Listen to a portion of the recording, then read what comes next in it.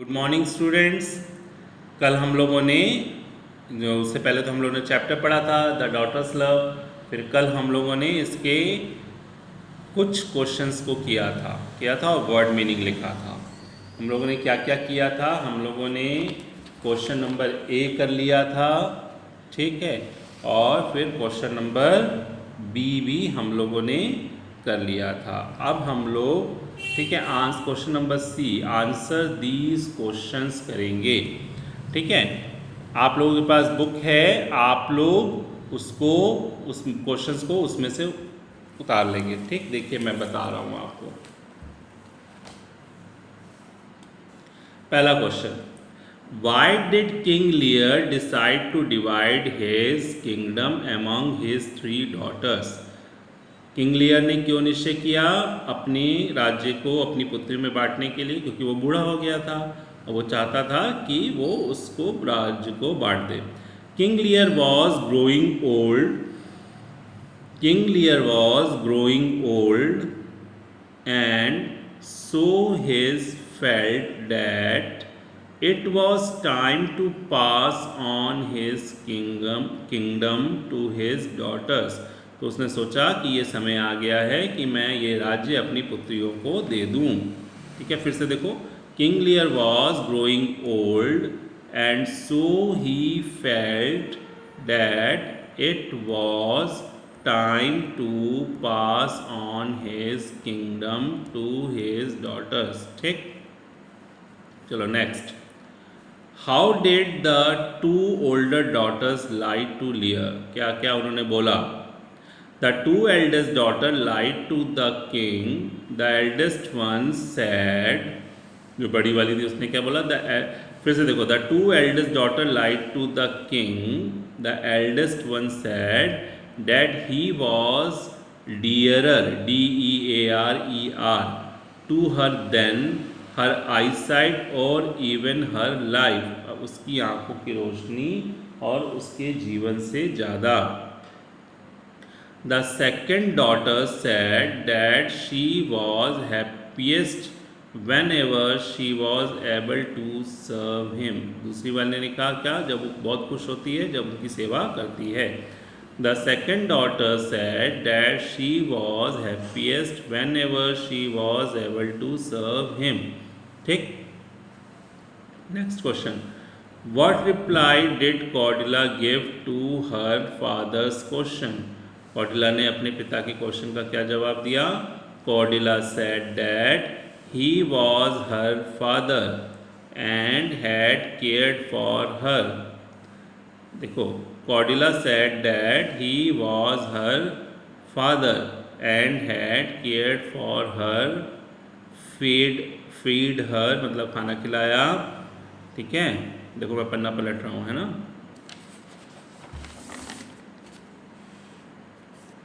And loved her, प्यार किया। Therefore she obeyed him, loved him and honoured him, and loved him as she should neither more nor less. ठीक, इसको आप यहाँ पर 1 minute के लिए वीडियो पॉज कर लेंगे और इसको देख करके लिख लेंगे बेटा, हैं। चलो next question, how did Cordelia meet Lear in the end. अंत में वो लियर से कैसे मिली? अब देखो, Cordelia was worried about her father's health, उसको चिंता थी। So she decided to attack England and rescue her father. However the France army was defeated and she was imprisoned. It was in prison that Cordelia met her father. France army हार गई और फिर उसको बंदी बना लिया गया, तो वो कहाँ मिली? जेल में अपने पिता से मिली। ठीक है, यहाँ पर क्या करेंगे, देखिए ये फादर्स लिखा हुआ है, FATHER' है ये। ठीक है बेटा, ध्यान देंगे इसको।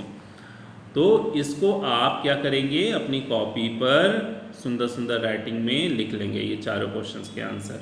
ओके, ठीक है, चलिए इसके हम आगे की एक्सरसाइज के बारे में पढ़ते हैं। देखो, ये वोकेबुलरी क्या है, I am so let, I have miss the bus, now haven't I, है ना, yes but it is doesn't matter, ये वन नंबर यहाँ पे मैंने लिखा है, यहाँ पर क्या भरेंगे, मैटर, METTER, मैटर, ठीक है। आई upset her because I said look tribal in the dress, that was not very nice, I think you should apologize, है ना, ये वाला सेकंड नंबर वाला। यहाँ पर देखिए मैंने 2 लिखा है। यहाँ पर डोंट वरी, ये वरी 3 नंबर पे, ठीक है। यहाँ पर 4th वाले में आपको थैंक्स लिखना है, thanks, I appreciate your help, उसने उसकी मदद की थी तो उसने बोला 5, ठीक है। 5 नंबर पे अफ्रेड, ठीक, और 6 नंबर पे वेलकम, वेलकम भरेंगे यहाँ पर, ठीक है। चलिए अब देखिए ये ऊपर लिखा हुआ है, इसमें से हमें प्रॉपर नाउन, ठीक है, कॉमन नाउन और कलेक्टिव नाउन ढूंढना है। प्रॉपर नाउन किसी का नाम वगैरह हो सकता है, फिर कॉमन नाउन कौन से हो गए, जैसे किसी प्रोफेशन के बारे में या किसी चीज़ के बारे में बात करें। कलेक्टिव नाउन मतलब बंच की बात हो गई, तो हम लोग पहले ढूंढते हैं पहले वाले लाइन में, do not disturb that heave of बीज। देखो इसमें बीज जो है वो कॉमन नाउन है क्योंकि मधुमक्खियों की बात कर रहे हैं, ठीक, और हीव मतलब उसके छत्ते की बात कर रहा है, ये हीव क्या है, कलेक्टिव नाउन है, okay. Next, my sister Nutan is a doctor, Nutan तुम्हारा क्या हो गया, कॉमन प्रॉपर नाउन, सिस्टर और डॉक्टर क्या हो गए, common noun,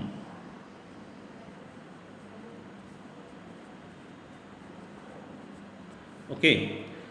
I heard of elephant were in the leg, herd मतलब उसका समूह, ये यानी कलेक्टिव नाउन की बात हो रही है।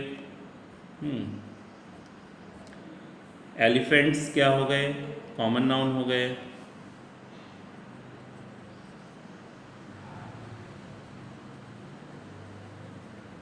और लेक भी कॉमन नाउन हो गया।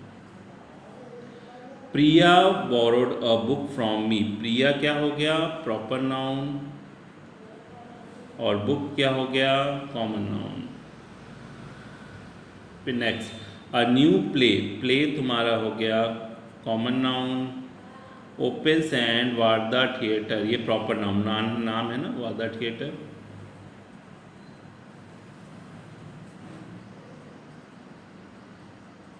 ऑन फ्राइडे, फ्राइडे भी प्रॉपर नाउन हो गया, दिन का नाम है, ठीक। नेक्स्ट, सोनम, सोनम आपका प्रॉपर नाउन हो गया। Played the part of a rabbit, rabbit तुम्हारा कॉमन नाउन हो गया इन द प्ले, ठीक है। प्ले तो हम लोग ऑलरेडी लिख चुके हैं, दोबारा नहीं लिख रहे हैं ना। Rita has recently move to Chennai, Rita तुम्हारा क्या हो गया, प्रॉपर नाउन, और चेन्नई भी प्रॉपर नाउन हो गया, जगह का नाम है ना। The bakery, bakery common noun हो गया।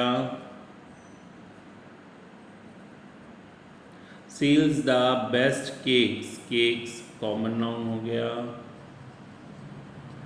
इन टाउन, टाउन भी कॉमन नाउन हो गया, ठीक है। ये बदल दिए हमने, लिख लिया कॉमन नाउन, प्रॉपर नाउन और कलेक्टिव नाउन, ठीक। अब देखो यहाँ, check the subject, circle the subject and underline the predicate in this sentence, one has been done for you। the crocodile swam lazy in the river, ये तो crocodile swam lazily in the river, ये हो गया crocodile तुम्हारा क्या हो गया, subject हो गया, ये प्रेडिकेट। द सन में ये द सन शोन ब्राइटली, ये द सन क्या हो गया, सब्जेक्ट, बाकी क्या हो गया, predicate. Butterflies flitted over the flower, butterflies क्या हो गया तुम्हारा, सब्जेक्ट, बाकी क्या हो गया, प्रेडिकेट। द बुक सब्जेक्ट हो गया, आर टू हैवी, प्रेडिकेट हो गया। Pigeons have made a nest in my balcony, pigeons तुम्हारा सब्जेक्ट हो गया और ये बाकी का हिस्सा प्रेडिकेट हो गया। रविशंकर प्लेड द सितार, रविशंकर क्या हो गया सब्जेक्ट, प्लेड द सितार क्या हो गया predicate. My father bought some new seeds for my flower garden, my father क्या हो गया सब्जेक्ट, बाकी सारा predicate. Meeta went to the market with her mother, Meeta जो है वो सब्जेक्ट हो गया, बाकी सारा प्रेडिकेट हो गया। ये आपका चैप्टर फिनिश हो गया। ओके, अब हम लोग फिर नए चैप्टर के साथ मिलेंगे अगली क्लास में, तब तक के लिए बाय।